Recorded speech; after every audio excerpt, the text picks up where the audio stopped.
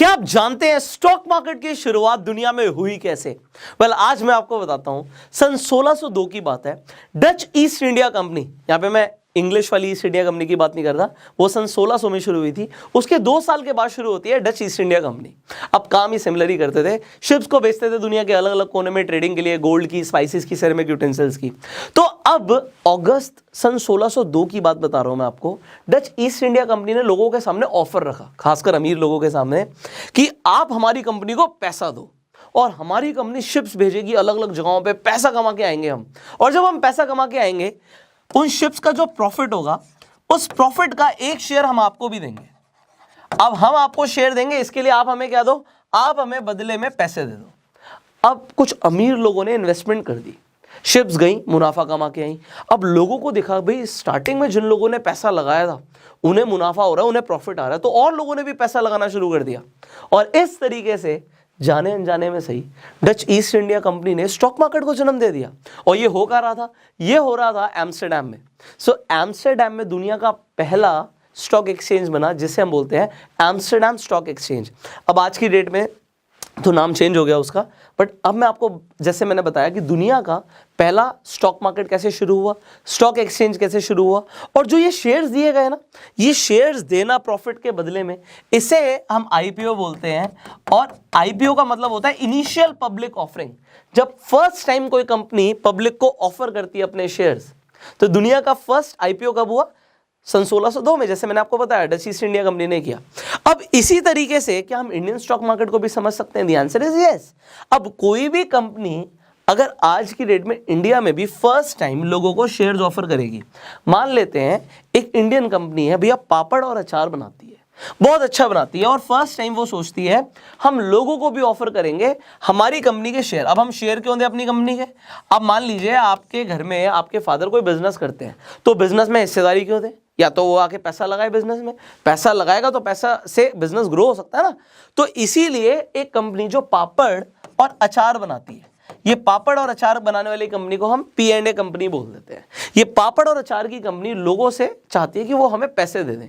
क्यों? भैया हम अपनी और फैक्ट्री लगाएंगे, हम अपनी और डिस्ट्रीब्यूशन यूनिट्स खोलेंगे, मार्केटिंग में पैसा लगाएंगे, एडवर्टीजमेंट में पैसा लगाएंगे, तो हमें पैसे की रिक्वायरमेंट है। अब हमें क्योंकि पैसा चाहिए, कोई हमें पैसा क्यों देगा? बदले में हम उसे कंपनी के शेयर्स देंगे। जब कोई कंपनी फर्स्ट टाइम एक्सचेंज पर जाके अपनी कंपनी के शेयर्स देती है, तो इस प्रोसेस को हम आईपीओ बोलते हैं।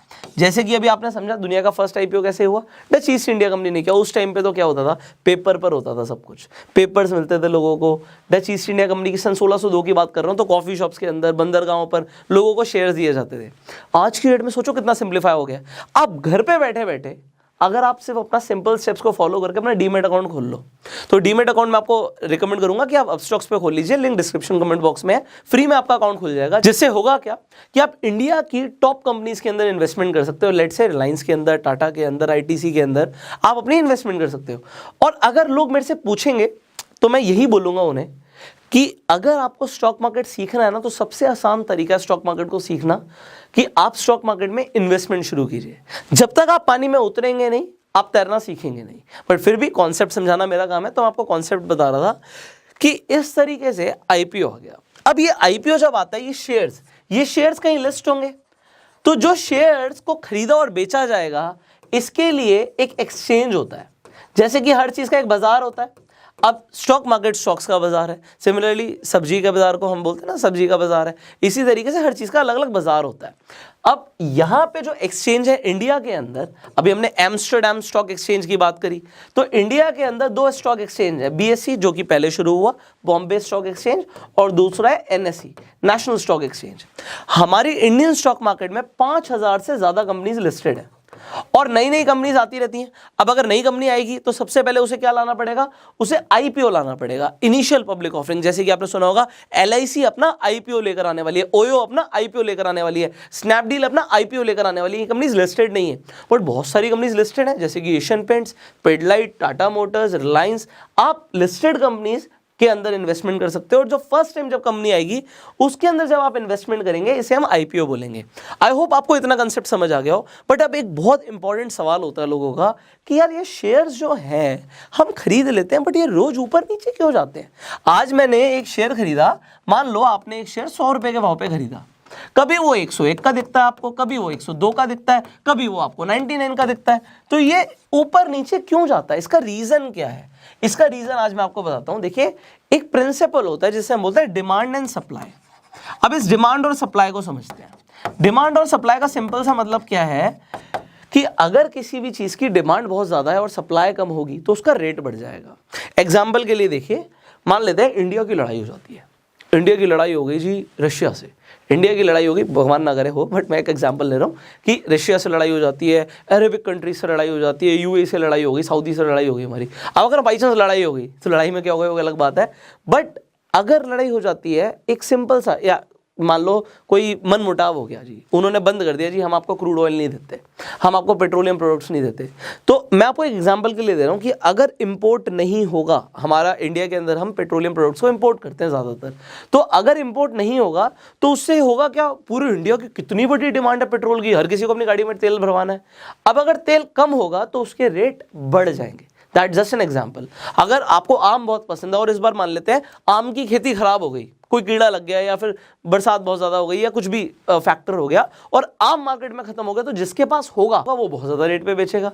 तो ये सिंपल सा डिमांड एंड सप्लाई का प्रिंसिपल होता है और शेयर मार्केट में भी ऐसे ही काम करता है। अब देखिए, अब हमने जो यहाँ पे एग्जाम्पल लिया था ये P&A कंपनी का, ये P&A कंपनी ने लोगों से पैसा उठा लिया, ठीक है, पैसा आ गया, मान लीजिए इनके पास 100 करोड़ रुपए आ गया, इन्होंने 100 करोड़ रुपए लोगों से ले लिया। अब लोगों से लेने के बाद कंपनी ने क्या किया, नई फैक्ट्रियां लगाई, कंपनी ने एडवर्टीजमेंट करी, मार्केटिंग करी, सबको पता लग गया जी P&A कंपनी का पापड़ और अचार बहुत अच्छा होता है। तो उसके बाद कंपनी की ग्रोथ होती है, कंपनी के प्रॉफिट बढ़ जाते हैं, कंपनी का रेवेन्यू बढ़ जाता है। अब क्योंकि कंपनी का प्रॉफिट बढ़ गया, रेवेन्यू बढ़ गया, कंपनी ग्रो कर गई, तो जिन लोगों ने पैसा डाला था उनकी शेयर्स की कीमत भी बढ़ गई। अब अगर शेयर्स की कीमत बढ़ गई तो एक तो ये फैक्टर आपको समझ आ गया कि शेयर की कीमत तब बढ़ती है जब बिजनेस बढ़ता है, जब ग्रोथ आती है। तो ये तो एक चीज हो गई, this is only one factor. और भी तरीके से शेयर का प्राइस बढ़ेगा। आप देखिए कैसे, जैसे ही कंपनी की ग्रोथ मार्केट में और लोगों को दिखती है और शेयर प्राइस बढ़ता हुआ लोगों को दिखता है, तो और लोग भी डिमांड करने लग जाते हैं कि हमें भी इस कंपनी का शेयर चाहिए। और जैसे ही डिमांड आती है, शेयर रॉकेट की तरह भागता है। तो पहला तो कंसेप्ट क्या था कि कंपनी ग्रो बहुत अच्छा कर रही थी इसलिए शेयर का प्राइस बढ़ा, बट सिर्फ इस चीज के ऊपर शेयर का प्राइस डिपेंड नहीं करता। अगर बहुत सारे लोग आने लग जाएंगे, मांगने लग जाएंगे इसी कंपनी का शेयर कि हमें भैया P&A कंपनी का शेयर चाहिए, तो उसके बाद क्या होगा कि शेयर का प्राइस आसमान छूने लग जाएगा, and sky is the limit. अब मान लेते हैं P&A कंपनी के पापड़ और अचार में लोगों को दिक्कत आती है, टेस्ट पसंद नहीं आता, लोग खरीदना कम कर देते हैं, किसी और कंपनी का खरीदना शुरू कर देते हैं। अब सेल गिर जाएगी। अब बिजनेस अगर अच्छा नहीं करेगा तो होगा क्या, जिनके पास शेयर्स हैं वो शेयर्स को बेचना शुरू करेंगे। अब जब बेचेंगे तो सप्लाई आ जाएगी और डिमांड है नहीं, तो शेयर कितना भी गिर सकता है। तो शेयर बढ़ता भी है, गिरता भी है, बट ऐसे रेगुलरली इवेंट्स होते रहते हैं मार्केट में। कभी कोई न्यूज़ आ जाती है, कभी कंपनी का मैनेजमेंट चेंज हो जाता है, कभी दुनिया में वॉर लाइक सिचुएशन हो जाती है, कभी कॉमोडिटीज़ का प्राइस बढ़ जाता है, कभी लेबर के रेट बढ़ जाते हैं। तो बहुत सारे फैक्टर से जो डिमांड और सप्लाई है ना, वो चेंज होती रहती है। और इसीलिए शेयर का प्राइस आपको ऊपर नीचे दिखता है, क्योंकि डिमांड और सप्लाई मार्केट में हर वक्त काम कर रही है। अब शेयर मार्केट के अंदर अगर आप बिल्कुल नए हैं तो आप क्या करें, this is the first question. आज आपको समझ आया कि शेयर मार्केट क्या है, कि एक tariके से हम हर चीज़ खरीद सकते हैं। जैसे कि हम कुछ भी खरीदने के लिए अलग अलग बाजार में जाते हैं, अगर हमें शेयर्स खरीदने हैं तो हमें शेयर मार्केट में आना पड़ेगा। अब शेयर मार्केट में अगर हमें आना है शेयर्स खरीदने, तो हमें खरीदने ही क्यों है, क्योंकि शेयर मार्केट में जब आप इन्वेस्टमेंट करते हो, शेयर्स खरीदते हो, तो शेयर्स की, अच्छी कंपनीज के शेयर्स की लॉन्ग टर्म में वैल्यू बढ़ती है, कंपनी भी ग्रो करती है और उसकी वैल्यू बढ़ती है। और हमारे पास पैसा पड़ा रहेगा तो एक महंगाई नाम का दीमक है, हमारे पैसे को खाएगा। तो हमें इंटरेस्ट मिले हमारे पैसे पे, हमारा पैसा ग्रो हो, उसके लिए हम शेयर मार्केट में इन्वेस्ट कर सकते हैं। और इन्वेस्ट करेंगे तो उसके लिए, सीखने के लिए अभी आप बेस्ट चैनल देख रहे हैं यूट्यूब पे, अगर आप फेसबुक पे वीडियो देख रहे हैं तो आप हमें अभी के भी फॉलो कर सकते हैं, यूट्यूब पे देख रहे हैं सब्सक्राइब कर सकते हैं, बेल आइकन पे क्लिक कर सकते हैं, जिससे आने वाली वीडियोस आप मिस ना करें। इनफैक्ट हमने शेयर मार्केट के ऊपर एक पूरी प्लेलिस्ट भी बनाई हुई है, आई बटन पे लिंक है, उससे जाकर आप देख सकते हैं। अब बात यहां पर ये करते हैं कि शेयर मार्केट को समझने के लिए, जैसे सवाल ये था कि आप क्या करेंगे, तो प्लेलिस्ट देख सकते हैं। दूसरा, मैंने आपको बोला कि शेयर मार्केट को समझने का बेस्ट तरीका है कि आप अपनी इन्वेस्टमेंट शुरू करें। बहुत सारे स्टॉक्स नहीं, अगर आप एक ही कंपनी के आज चाहे 500 रुपए के चाहे 100 रुपए के आप स्टॉक्स खरीद लीजिए, फॉर एग्जांपल आईटीसी का शेयर आप खरीद सकते हैं, फॉर एग्जांपल टाटा मोटर्स का आप शेयर खरीद सकते हैं। तो आप ऐसा, अभी हम बात नहीं करें कि कौन से रेट पे खरीदना है, कितना खरीदना है, एक बहुत स्मॉल अमाउंट ही सही जो आपके लिए बहुत ज़्यादा मैटर नहीं करता, आप अपनी इन्वेस्टमेंट की जर्नी शुरू कीजिए। और तीसरी सबसे बड़ी चीज़, स्टॉक मार्केट में जब आप इन्वेस्टमेंट करें तो आप एक लॉन्ग टर्म का विजन लें, क्योंकि ज़्यादातर प्रोफेशनल्स आपको यही सजेस्ट करेंगे कि आप लॉन्ग टर्म के लिए इन्वेस्टमेंट कीजिए। क्योंकि शॉर्ट टर्म में अगर आपने किसी भी कंपनी में इन्वेस्टमेंट करी तो प्राइस हो सकता है कुछ टाइम के लिए नीचे आ जाए, दोबारा से ऊपर आ जाए, नीचे आ जाए, बट लॉन्ग टर्म में it will give you a way for wealth creation. बहुत सारे लोग स्टॉक मार्केट को जुआ समझते हैं, गैम्बलिंग समझते हैं, बट लॉन्ग टर्म में जो स्टॉक मार्केट रिटर्न्स देती है, it beats everything. So if you want to create a lot of wealth, you can consider stock market investments. Finally, ये वीडियो आपको कैसा लगा आप कमेंट्स में बता सकते हैं। आई होप आपको स्टार्टिंग समझ आ गई होगी कि स्टॉक मार्केट शुरुआत हुई कैसे स्टॉक मार्केट की। इस वीडियो को आप शेयर कर सकते हैं क्योंकि बहुत सारे लोगों को भी क्लैरिटी मिलेगी। एंड अगर आप बिल्कुल नए हैं तो आप बने रहिएगा हमारे साथ, क्योंकि हम आपको बहुत कुछ अभी सिखाने वाले हैं।